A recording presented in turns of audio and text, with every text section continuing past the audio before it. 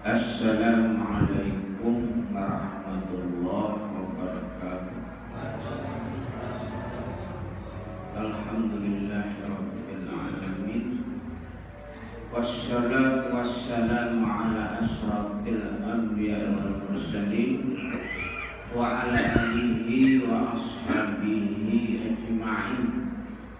Asyhadu an la ilaha illallah wahdahu la syarika lah wa asyhadu anna Muhammadan abduhu wa rasuluh. Allahumma shalli ala Muhammad wa ala alihi wa ashabihi ajma'in. Amma ba'du. Hadirin jamaah yang berbahagia, alhamdulillah pada subuh hari ini kita bisa hadir kembali sholat subuh berjamaah dan kita lanjutkan dengan kajian tafsir Al-Quran. Subuh hari ini kita mengkaji surat Hud ayat 75 74 sampai 76. A'udzu billahi minasy syaithanir rajim. Bismillahirrahmanirrahim. Falamma dhahaba an Ibrahim ar-raw'u وجاءته البشرى يجادلنا في قوم لوط إن إبراهيم لحليم أواه منيب يا إبراهيم أعرض عن هذا إنه قد jaa amru rabbik wa innahum atihim adzabun ghairu mardud. Sadaqallahu adzim. Falamma, maka ketika zahaba telah hilang an Ibrahim, dari Ibrahim, ar-raw'u, rasa takut, waja'athu, dan telah datang kepadanya al-busyra, kabar gembira, yujadiluna, mereka, dia berdebat dengan kami, fi qaumi Lut, tentang kaum Lut. Inna Ibrahim, maksudnya Ibrahim, la halimun, adalah sangat penyantun, awahun, penghibah, munib, dan selalu taubat. Ya Ibrahim, wahai Ibrahim, a'rid, berpalinglah, an hadza, dari ini. Innahu, sesungguhnya dia, qad jaa, sungguh telah datang, amru rabbik, perintah Tuhanmu. Wa innahum, dan sesungguhnya mereka, atihim, datang pada mereka, azabun, azab, ghairu mardud, yang tidak bisa ditolak. Jemaah sekalian yang berbahagia, ayat sebelumnya sudah kita kaji bahwa pada Nabi Ibrahim datang 3 orang tamu, yaitu malaikat-malaikat yang memberi kabar gembira bahwa Nabi Ibrahim diberi anak laki. Karena sebelumnya sudah diberi anak dari istri yang muda, yaitu Hajar, anak bernama Ismail. Nah, ini diberi kabar kabar gembira untuk istri yang tua, istri yang pertama. Sarah diberi anak namanya Ishak.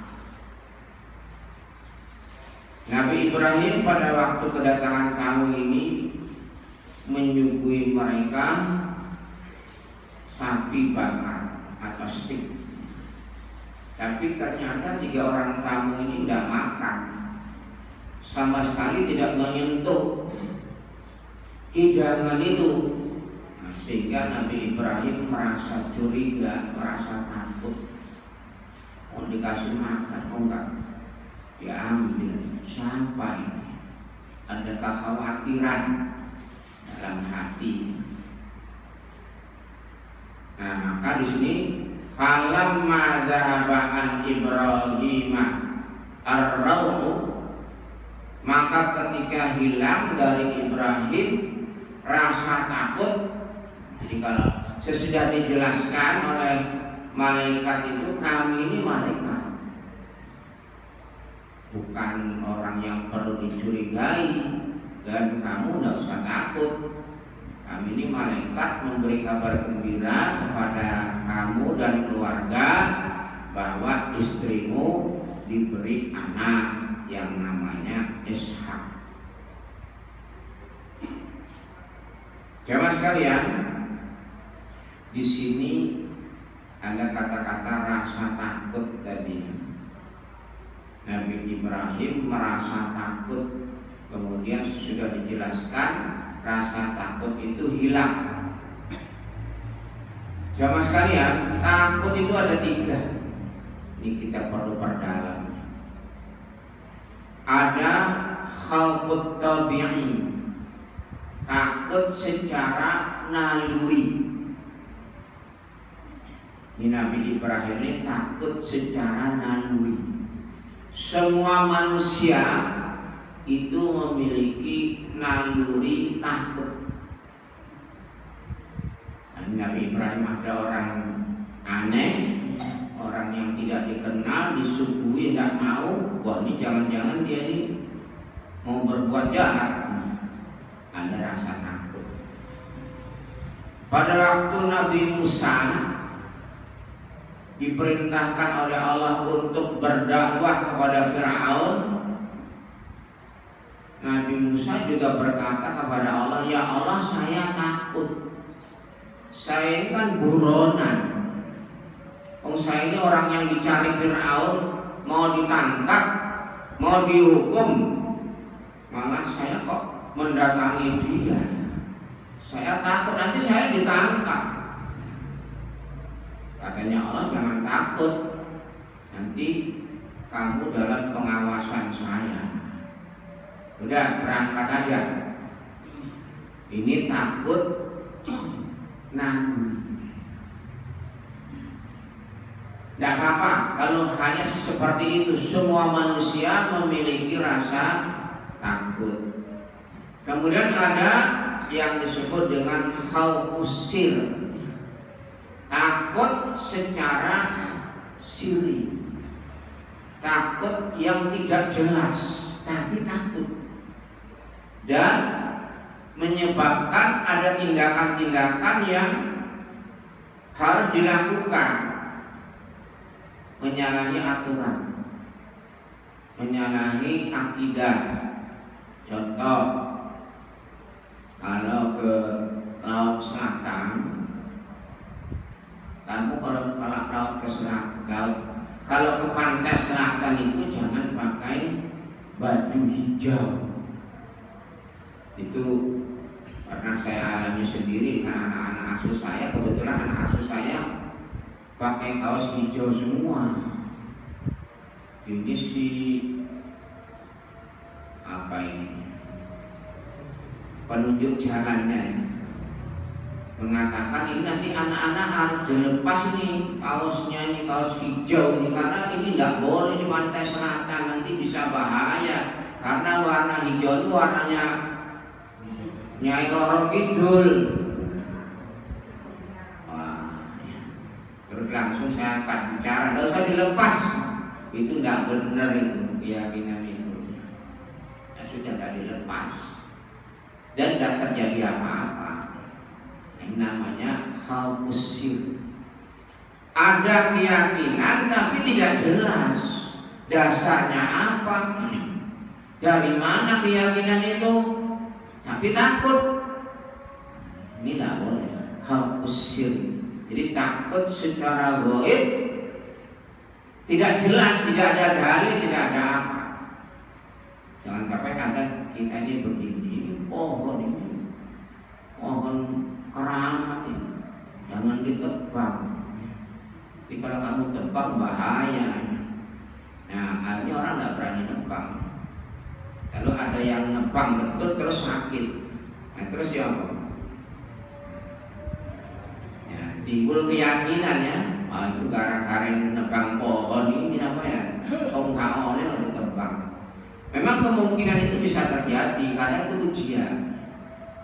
Diuji kita ini seberapa jauh sih keyakinan kita kepada Allah. Ada kawan beli rumah.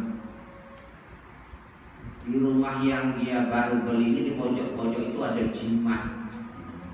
Di atas sana pojok-pojok jimat. Ya apa kata? Ambil obong. Tapi kamu harus hati-hati. Hati-hati apa Pak? Beton mengganggu kamu. Itu ada isinya itu. Ya, yang namanya jin itu kan ada. Itu mungkin ditempati jin. Kalau kamu ambil nanti jinnya ngamuk. Nah, kamu siap-siap aja. Nah, terus ya apa Pak? Ya banyak-banyak ngaji, ya baca ayat kursi dan sebagainya. Kalau itu ada ya kamu harus kuat. Karena ini ujian. Ya, seberapa jauh keyakinan terhadap Allah. Jangan takut kan. Nah, ya. Ini namanya khaufus sir. Jangan takut, buat ya buat. Oh takut dah, itu bahaya. Saya sirik.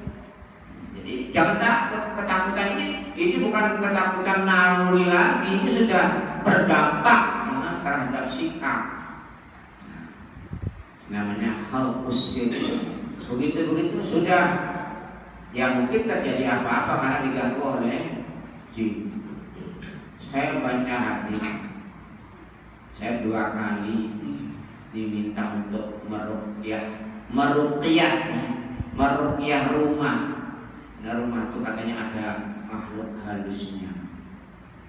Nah, terus saya bilang, ya memang saya ruqyahkan, tapi juga kan ada hadis. Kalau kita masuk rumah itu baca basmalah, Bismillahirrahmanirrahim, terus juga ucapkan salam, Assalamualaikum. Ya mesti jawab ya. Rumahnya kosong, tingkat, banyak kamarnya kosong. Ya karena memang tadinya anaknya ada di rumah situ, kemudian anaknya sudah keluar semua. Akhirnya banyak kamar kosong-kosong. Itu diisi itu oleh jin. Nah, kalau saya ucapkan Assalamualaikum, Waalaikumsalam. Oh, ada kamar, ya dijawab Pak. Tapi kalau menurut hadis kita masuk ke rumah kita sendiri dengan membaca Bismillahirrahmanirrahim. Nah kemudian kan kalau Al-Quran itu kan suruh salam, Assalamualaikum. Itu nanti yang tidur di rumah itu jin-jin itu kenapa? Hanya basmalah. Nah, itu juga salah satu yang perlu kita lakukan. Ya tidak perlu takut. Assalamualaikum. Nanti dia nyingkir deh. Kita tidak lihat dia nyingkir itu, tapi dia nyingkir menurut hadis dan kita harus percaya itu. Ya karena hadisnya sahih. Nah, itu khaufus sir. Kemudian nanti yang ketiga adalah takut yang jelas. Kalau tadi kan takut tidak jelas. Takut yang jelas, katanya pimpinan, kamu jauh sholat ya. Nah, sholat pun tak pecat. Nah, ini tidak boleh dituruti. Ini takut yang jelas, tapi tidak boleh dituruti karena apa? Melanggar keyakinan, melanggar syariat. Jangan juga. Ini walam yakhsha illallah, jangan takut kecuali hanya kepada Allah. Yang boleh itu naluri aja tadi. Ada rasa takut tapi dilawan. rasa takut itu dilawan. Apakah tadi takut khaufus sir itu dilawan, begitu juga rasa takut kepada orang atau apa yang membuat kita itu bisa melanggar aturan Allah, itu jangan sampai dilakukan. Itu tentang takutnya. Nah, ini Nabi Ibrahim ada rasa takut terhadap tamunya ini. Nabi kok takutnya? Itu naluri. Kalau bahasa Arab itu khaufut tabi'i, takut secara tabiat. Nah, jadi falamma dzahaba an Ibrahim ar-rau'u, maka ketika hilang dari Ibrahim rasa takut, sudah dijelaskan, oh sudah tidak takut lagi. Wajahatul busyra, dan datang kepadanya kabar gembira. Kabar gembira, kamu nanti diberi anak namanya Ishak. Nanti Ishak itu punya anak lagi namanya Yakub. Beritahu, oh ya, sudah gembira, sudah tidak takut, sudah gembira. Yujadiluna bi qaumil Lut, kemudian dia membantah kami tentang kaum Lut. Malaikat ini, 3 orang ini akan ke kaum Lut, ke mendatangi Nabi Lut, akan memberitahu Nabi Lut supaya pergi dari kampungnya, karena kampung Nabi Lut itu akan dikirimi siksa oleh Allah. Namanya negeri Sodom ini. Nah, kemudian Nabi berdoa, kok begitu sih?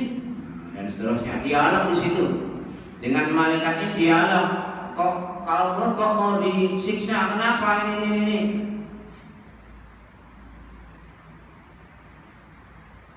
Inna Ibrahim, sesungguhnya Ibrahim itu lahalimun, pasti memiliki akhlak penyantun. Santun Nabi Ibrahim, orangnya halus. Awahun, dan penghibah, mudah kasihan terhadap orang. Munib, dan selalu taubat.